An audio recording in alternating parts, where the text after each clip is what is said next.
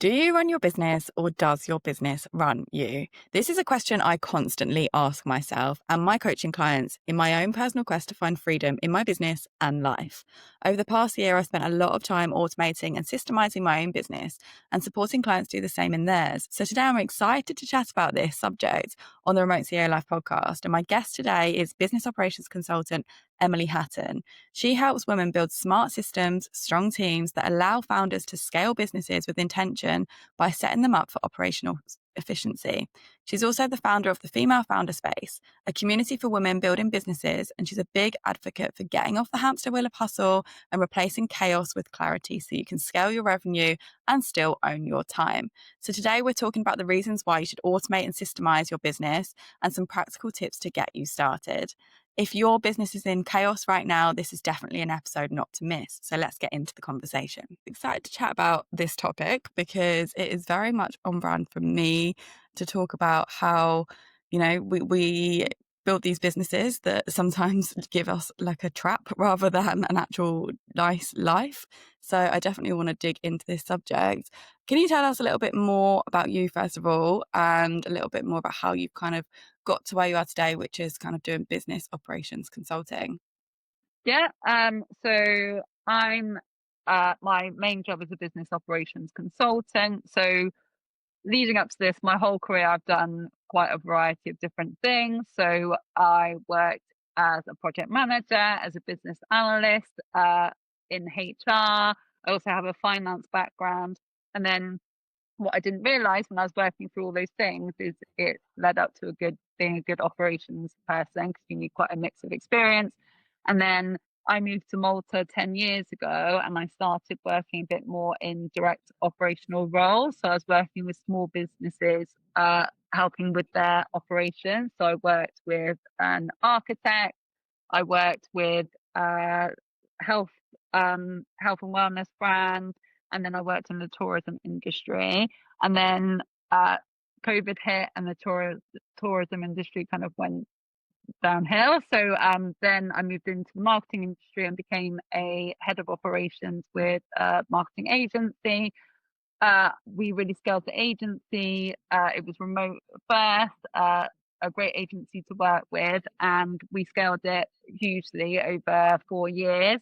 And after that experience, it was good, but the agency was a bit big for my liking. So I decided to become a business operations consultant because I enjoyed working with kind of smaller agencies and going on that growth journey. And then part of that as well is that I found a real alliance with kind of female founders. And I also started a female founder community to help other female founders with how to build successful businesses because I'd learned a lot along the way. Yeah, definitely. And what made you kind of focus specifically on the operation side? Because you've obviously got that really diverse range of background. Like, why did you specifically choose that to kind of go into with your own business? So I think because of my wide background, really. So I think I like doing different things, and operations is a mix of different things. And I think particularly with my project management and business analysis background, that leads really well into operations because it's thinking about processes and how to do them better. And it's also thinking how to implement that. So those two bits of experience in particular really helped with moving into an operational role. And operations means different things to different people, but basically it's supporting the kind of the structure of an organization, big or small, and just helping it run more effectively. And that takes quite a lot of kind of problem solving and knowledge of different areas and how things interact. So I just felt like all my experience led to me being really strong in operations, basically. Yeah, it definitely sounds like it.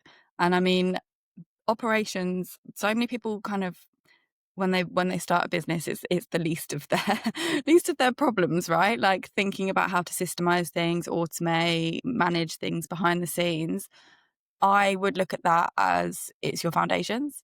Like it's literally the foundations of your business. If you want to build a scalable business, you have to have a really strong backbone. And I think the operational side of it is the backbone. For me, I've always kind of thought about it as if like if you build a house without the foundations of the house is going to fall down. If you build a business without the foundations and all the structures and the strategies and the processes, that is also going to collapse at some point when it grows too big, right? So it might be fine at those early stages. And what I personally have found throughout my time coaching is that people come to me either right at the beginning when they need to set everything up, or about a year or two in, because they've realized they've built this business that they don't know how to now manage because it's kind of wobbling, it's kind of cracking, like things aren't like as they once were when they were smaller. So as they grow, they're just building themselves a beast, but the beast isn't contained. So Yeah. how did you learn how to kind of manage the beast basically? Like how do people kind of put the foundations in place so that they are not building themselves this like crazy beast that gets out of control, and they're building something that's really like structured, strategic and manageable? I think there needs to be a balance, because I think it's also important not to get bogged down in too much process. And people tend to overcorrect. So I think when people feel like there's issues, or they feel like there's not enough structure to the business, I'm sure that everyone building a business feels like that at a variety of stages, either because the business has grown, you've taken on team members. There'll be things that kind of give those push points that means you should be looking at your operational structure. Um, uh, uh, it's for CEOs, it isn't generally their strength to think about the operational side of things, because CEOs are generally like visionaries. They're really good at coming up with ideas and uh, engaging with people and getting people excited about ideas. They're not so good in general at kind of putting those things in place and putting the structure in place which allows for those things to succeed. So I think it's important as a CEO or as a founder to understand your strengths and weaknesses. So it's good to understand whether you are good and you are interested in those things or not.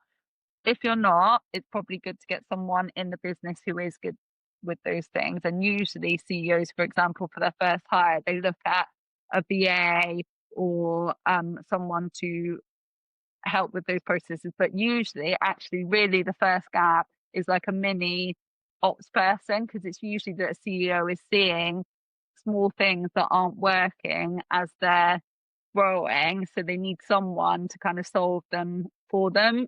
Some of it's kind of task, but some of it is like, okay, I've got all my time blocked out in meetings. I haven't got any time to think about marketing, think about sales, and they need someone to set up some processes or to think through some processes to make that more efficient. Uh, so I think it's either to get someone to help, that's an ideal scenario. It doesn't have to be a huge full-time hire, but to have someone who's got the mindset that you don't is really helpful to move your business forward.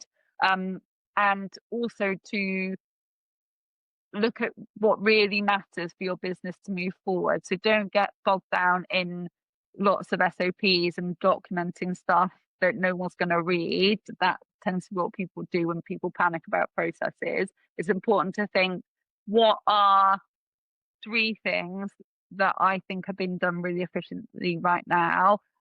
How can I tackle them? Do I have a system that tackles that? No. Shall I find one? Yes. And then just go through it kind of methodically. And if you tackle the ones that are the biggest issues every week or every month, you will see improvement in how you're doing things. And often these things are quite small to solve. So it could be something like arranging meetings is taking ages. Okay, maybe there's Calendly or something that I should start using for that. Tick, and that saved me half an hour this week. So there's often small things that you can just note down that are inefficient and you're noticing. And then if you put into Google or ChatGPT, you can solve them. Yeah, no, I fully agree with you. I think from my personal experience, founders are either really creative or really commercial and logical and analytical. And it is rare to find a combination of the two, but annoyingly, you kind of need the combination of the two Yeah. in business. I'm quite lucky in the sense that I do actually have both sides. So for me, it's quite easy to be very analytical, but also come up with loads of ideas and be in ideas. One thing I'm not is creative. So any of the creative tasks, that is definitely something that I outsource. I can be really like create the idea, the concept, but execution of the creation, not my thing. So I have worked with so many different founders that have got one of those skills. So usually they come to me if they're more of a visionary person, because then I can help them bring in that strategy piece. But Yeah. one thing that I definitely did wrong at the beginning of my own entrepreneurial journey was bring people into my business, because I always knew I needed people to help me. Like I've had someone working for me since day one, like 5 years ago, from the very beginning. And I bought on, obviously outsourced the things that I wasn't particularly good at, which is the creation of like social media posts and things like that. But what I didn't do was give any SOP or guidelines. And then I would be disappointed in their work because what they produced doesn't match my vision or my expectations, because they had nothing to work to. Of course they didn't match. So one thing that I think I see as a massive opportunity, and you can tell me your thoughts on this, for business operations, is to make sure that somebody can articulate their vision. If they're going to bring other people into their business, or they're going to have processes and structures, I feel like, yes, you mentioned SOPs earlier, which is standard operating procedures. I feel like somebody needs to kind of almost be able to articulate that standard operating procedure before they give over that task to a VA or a social media manager, for example, because otherwise they're setting that person up to fail, I guess, because they don't really have the guideline.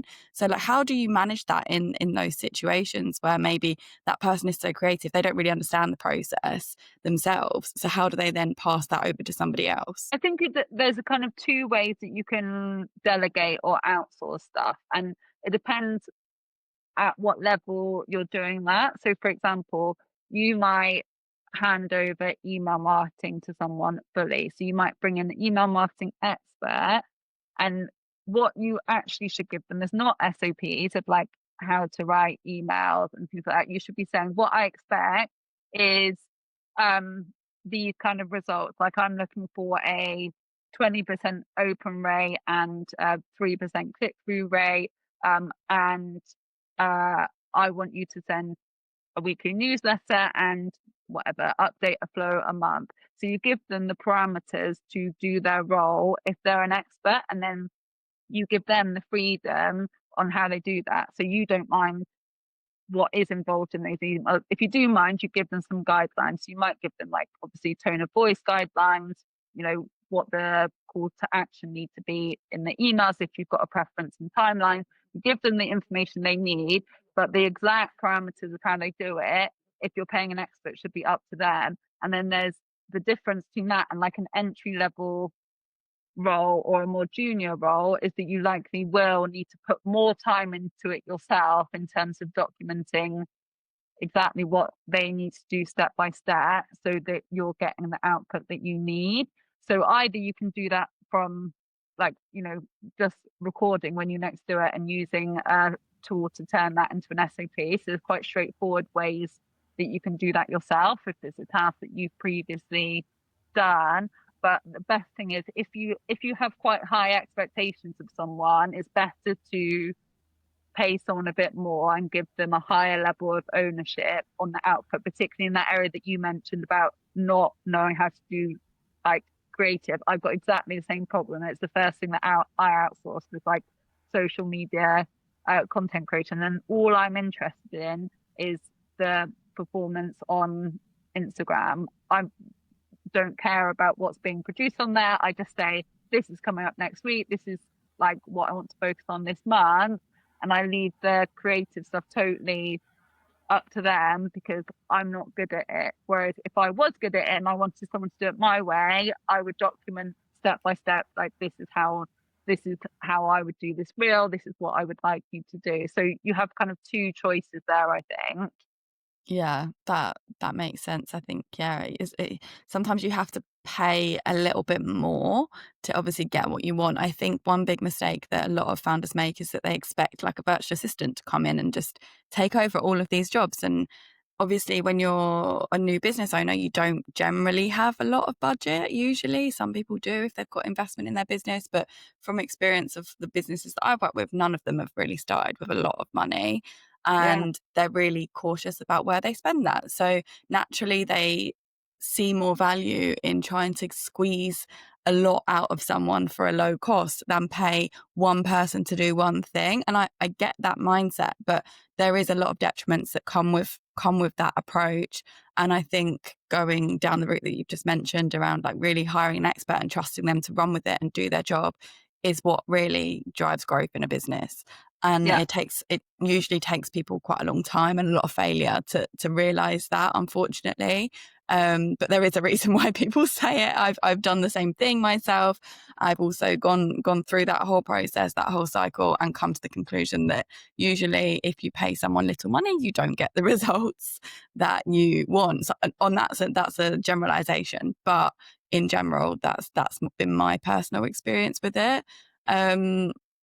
But what I also think with like operations is that we can, like you said earlier, it's a balance, right, between the two sides, like the organizational side, and then obviously like the move the business forward side. You kind of need both. What are some examples of like warning signs that founders should look out for that they don't have that healthy balance between the two, and they probably do need a little bit more focus on that operational side because maybe it's actually not allowing them to grow any further than where they've already got to? You'll generally see it, I think, in your like probably you'll know because you'll feel it. You'll feel like pains with what you're doing, so you won't feel like your job as CEO is easy because you'll notice things day after day that are difficult to do, or uh, you think aren't running efficiently. So there's that kind of gut feel thing, which is one area, and you do have to listen to that. If something doesn't feel easy, it probably isn't. So it means that something needs addressing. But how to do that more, um, like in a more structured way, is if you are keeping an eye on your business metrics, you'll probably see them stall at certain levels. So you'll see them stall, like revenue will stall, profit will like go down likely because you're wasting time on things that aren't a good use of your time. But generally it's that revenue stalls when you can um do things better, which means that there's some operational issues. So it means that either um you're unable to grow because you can't make enough sales because you're taking too much time on things that aren't a good use of your time, in which case you might want to look at getting someone else in to do those things, or there's ways to automate a lot of things as well. So at the moment uh, there's a huge gap that people aren't looking at, which is like if you are full at this point, if you're at capacity and you're making say 10k is your top capacity and that means that you're full, you can probably optimize that another 2 to 3k just by automating things in your processes, without getting someone else in. And then the next layer of growth would be to get someone else in to do some things so that you can move it up again. But where you're maxed out, there will be things where you feel maxed out and you don't think I can take on more clients or I can take on more customers with the current setup. You need to look at, there will definitely be things in all of your millions of systems that you use and processes that you do that could be optimized and changed so that you can maximize that a bit more, and then you can look at next steps after that. So you'll get these pinch points and it'll be different depending on your exact business, but you will see the same pinch points as you move up with growth. Absolutely. I have spent the past year, more or less, automating and systemizing my entire business. And I would say like it's 75% automated. Like even this podcast process that I have post us recording this, it's all systemized. Like I know exactly what I need to do next. And it's a lot of it is automated. A lot of it is used with AI. It only takes me probably about another hour on top of our recording time to edit a video. Whereas before, when it wasn't that process, it would take me like half the day. So there's a lot of time back when you add in systems. Yeah, I'm not saying it doesn't take a lot of time to implement the systems. It does sometimes, unless you're paying an expert to do it for you. I personally like to learn myself so that I can Yeah. then hand it over to somebody else. So I've implemented most of my systems, but luckily, like one of my business partners in another business is actually an operations business manager. So I have had a little bit of support in terms of like how to write good SOPs and pass that over to my VA, for example. So I've been quite lucky with that, but I totally see the value in automating and systemizing as much of your business as you can. And then obviously then you'd outsource if you are still at your full capacity. So what kind of things do you see most people systemating and automating that somebody could jump in on right now and start doing in their business? I think some basic things like calls, like booking call, like the whole call notes actions process. So kind of a basic workflow is, I mean, to speed up booking a call, you should use a call booking thing so people can book into your calendar if people aren't doing that. And then on a call, you should have an AI note taker taking notes that then creates your notes for you and creates an action list for you. You can then have an automation set up to draft an email to go to a client with those notes, so that like as a follow-up to the call, that's already kind of done as a process, and you can just amend it slightly and send it. It saves time of putting together a full email, and also an automation to turn those actions into tasks in a project management system, for example, and put dates on them. So you can kind of automate. Some businesses kind of have back-to-back calls during the day. So if you can automate some of the admin that people often spend 15-20 minutes after the call, like tidying up, that can save you a couple of hours a day, especially across a bigger team. If you have multiple people on calls, it can be a big saving. Yeah.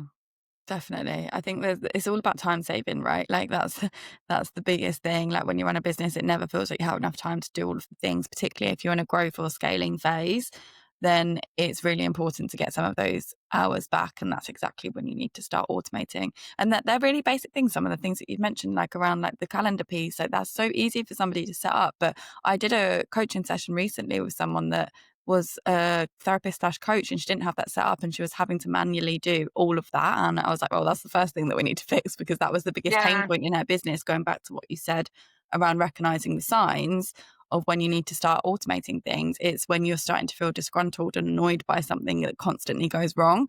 And I think a lot of people just don't realize that they can change that, and they're just like, well, this is just how it is. But no, actually you can put these processes in place, you can systemize things, you can automate things, but I think there's a big resistance around it because it means learning something new quite often. So yeah. that's a little bit intimidating for a lot of people. And but I think, I mean, always if something's annoying to do, like it's good to kind of think about your activities and rate them. So if it's annoying and if it's boring, there's usually like a way to automate it. Nearly like always there will be a way to automate it. And it just thinking not only about time, but also about the value in the task you're doing. Is it good use of you as running a business to be like spending 15 minutes writing up notes and drafting an email? No, your time should be spent more on strategy and thinking about what to do next for the business. So it's time in itself, but it's also the value of the task that you're spending your time on. And if you were really critical about it, like you wouldn't want to pay yourself to do that. If you have a, it's good to have kind of a hourly rate in mind for yourself, and then look at the task that you're doing and say, is this worth how much I should be paying myself? So usually things like delivery are worth that much because that's what you charge out to people. And if you look at your other time versus the rate that you would charge, if it's that task is not worth that amount, you should look at how to automate it or to outsource it. Yeah, definitely. I think you just burn yourself out if you don't. So it's Yeah. really easy to go into burnout just from managing all of these tasks. So again, highlights the importance of implementing them. And I know that you've got something called the anti-hustle operating system. So tell us a little bit about that. What does that mean? Um, so uh, so it's using AI basically.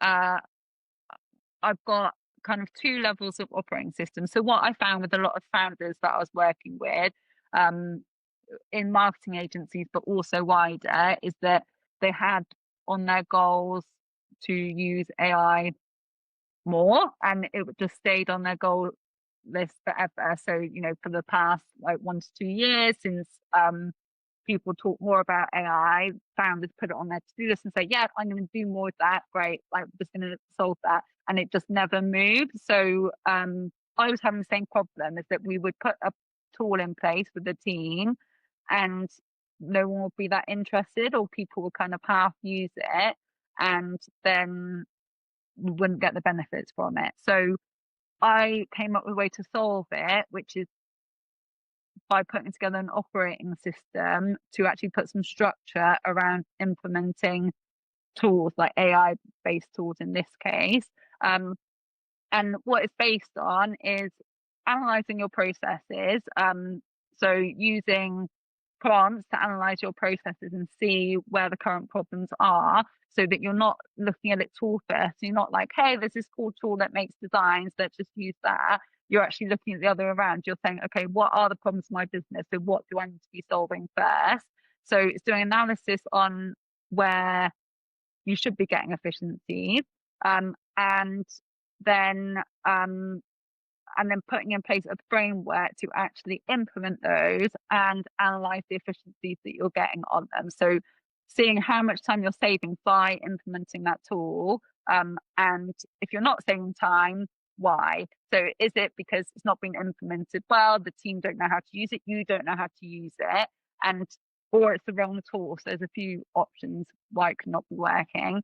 And but by seeing the efficiencies and doing the full kind of cycle of an operating system and actually looking at the benefits you're gaining, it allows you to implement and build on that more and more, because you do it properly. You do the full cycle rather than just shoving a tool that you buy and hardly use, or you give to a team and they don't really use. You do follow-ups and make sure that the people who are invested in making sure those tools are successful, whether that's you or whether that's your team, do the full cycle and see the efficiencies. And you can see from the analysis at the start, you see how much money you should save by doing that process, and obviously that gives you a bit of motivation to do it. Yeah, that makes sense. That's really, yeah, I think AI is amazing for automating and analyzing and reflecting back to you exactly what you need to do. And there's so many more things that you can obviously implement with AI to actually automate and systemize things as well. Like, I use it so much in my process. Like, this whole podcast is edited by AI. My show notes are written by AI. I've created quite a lot of custom GPTs to create Yeah, all of my different material, and it literally sounds just like me now, so that's great. yeah, So I think there's so much what's the word, misinterpretation of how to use AI efficiently and properly. And like, I think what you just described there around like analyzing is one of the easiest ways you can use it without it really changing anything drastic in your business or what you're doing. It's actually just going to reflect back to you where the gaps are and how yeah. you can improve that. So that's a really effective way to use it, I think. And I know you also run a community of female founders, so tell us a little bit about that as well. I'm very interested to hear about it. Yeah, so I started it at the start of this year, and it was because I was having a lot of conversations with female founders, and I realized some of the things we could about. So a lot of founders are visionaries, especially female founders who run kind of like creative and consulting services.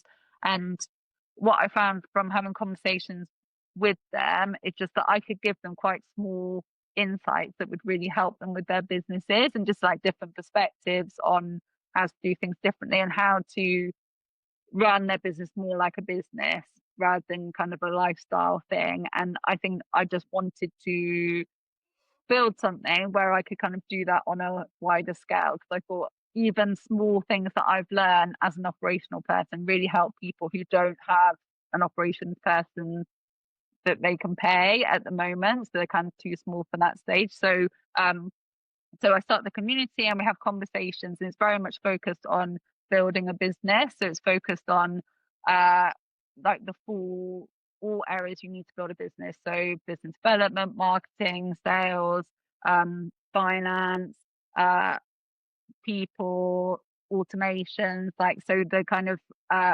full circle of things you need to run a business. And we share kind of successes. We set ourselves mini goals every week to make sure that we are moving forward. And I do weekly workshops from experts that come in and talk about specific subjects. So, for example, today we've got one that's on how to PR yourself. So it's people learning a bit more about PR and why it's important and what you can do for yourself to explore the option, obviously. And then maybe when you've grown your business a bit more, you can pay an expert to do it. But what you can actually do to get things started quite easily yourself. So we do a weekly workshop on something that is useful for, especially like solo business founders or small team founders, to help them get wider knowledge on how to build their business. So it's a bit about motivation and providing people extra insights that they might not see, like working by themselves, but also to provide them knowledge on useful things that will move them forward. Amazing. That sounds great. I love that. It's really important, I think, to have people around you where you can bounce ideas off and share wins, share learns, and reflect back to each other so that we don't even need to use AI. We can use it from other Yeah. people as well. Yeah. We can still maintain a level of humanity in our businesses, which is Yeah. nice. And just tell us a little bit about you really believe around like kind of recommending people to stay true to their initial why even when the business starts growing. So talk to me about that. I fully resonate with that, and not losing sight of like the thing that you had, because I think there's like that shiny magpie syndrome, right? Shiny object syndrome, like Yeah. magpie vibes.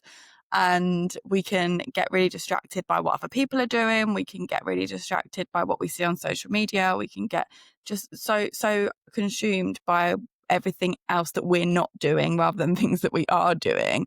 So tell me a little bit about how you encourage people to stay true to that why, particularly when they are implementing some of these business growth operational side of things. I think it's normally, your kind of innate why, or like who you want to serve, or why you've set up your business. And a lot of people who set up businesses have really great reasons for setting up a business. So usually it's like a problem that they've encountered, or it's something that they work with people on and they're really strong at solving. So they have really good reasons for setting up a business.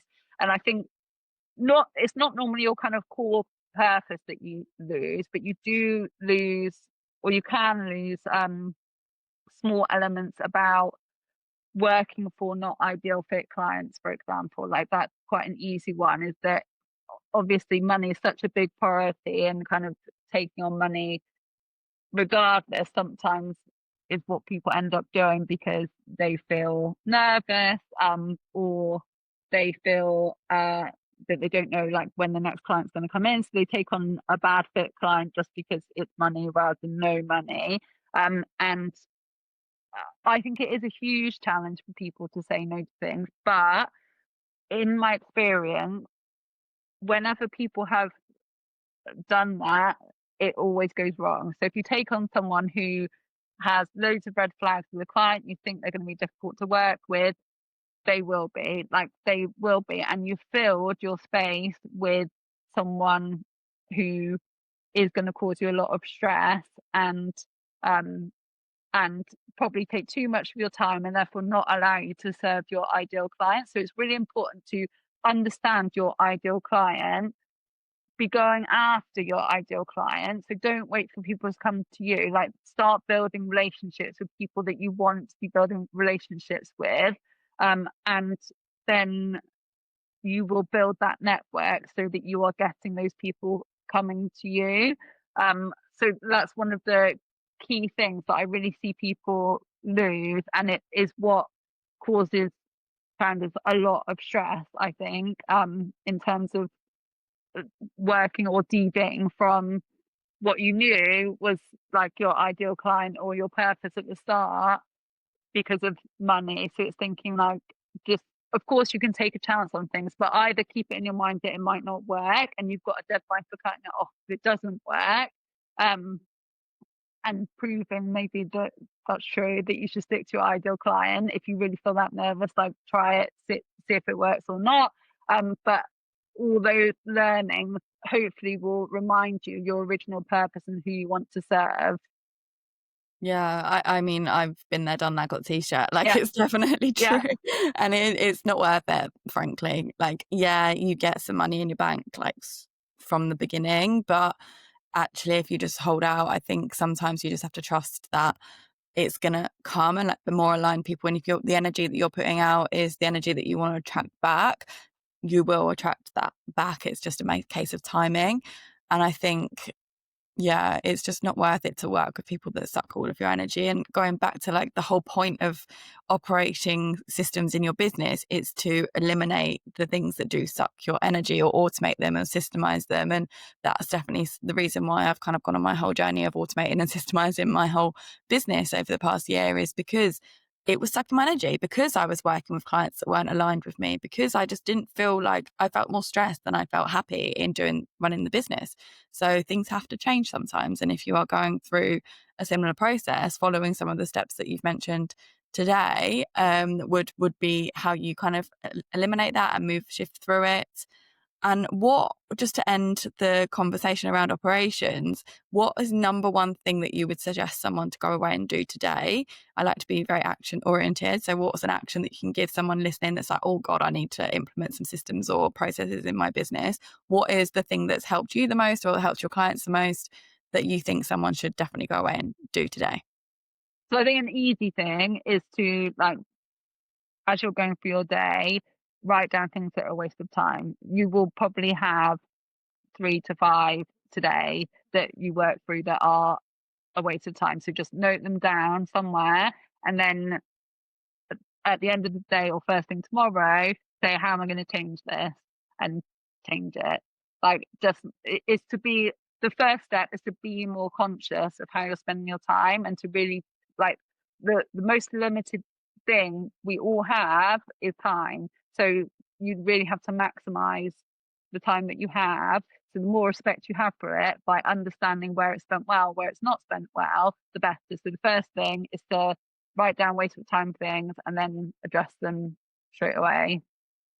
Yeah, I always think the first thing, step to everything, is self-awareness, right? So you sometimes have Yeah. to really look at yourself in the mirror. It might not be pretty, about what's going wrong or like what's not working for you. And then you have to kind of choose to change that. So I think that's a great tip, great advice, very actionable for someone to go away and do today. I feel like I'm doing that constantly, like every single day, just because obviously freedom is such a big value of mine, and I want to feel very free in all of the things that I'm doing. So I don't want to be focusing my energy on anything that sucks it or is a waste of my time. And don't get me wrong, I'm a big procrastinator, so I definitely do things that are a waste of time, but that's more of a nervous system management problem than an actual like to-do list problem.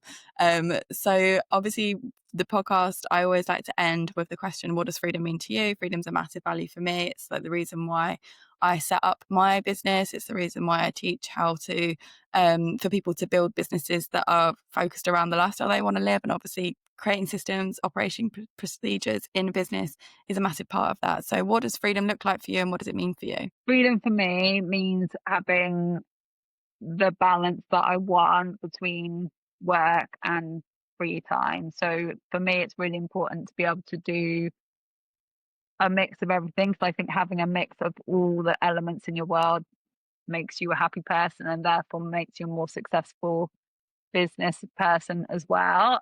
Because if you don't have happiness overall, then you can't be running a happy, successful business. So I think that's really important. So having freedom means that I've got the choice of how I run things and when I do things, when I have meetings, when I choose to do my work, which then allows me to have the balance that I want elsewhere in my life. Absolutely. It's all about balance. It's definitely a key word of this episode. Yeah. Love that. And thank you so much for sharing all your wisdom on operations and all things systems and everything like that. Can you let us know where people can find you and if anyone wants to connect with you? Yeah, so I'm very active on LinkedIn and Instagram. So on LinkedIn, I'm Emily Hatton, and on Instagram, I have two pages. So Emily Hatton Business Op and my community page, which is the Female Founder Space page. And then all the links for everything on there. So very active on LinkedIn and Instagram. Amazing. Well, thank you so much, Emily, for joining me. It's really nice to chat to you.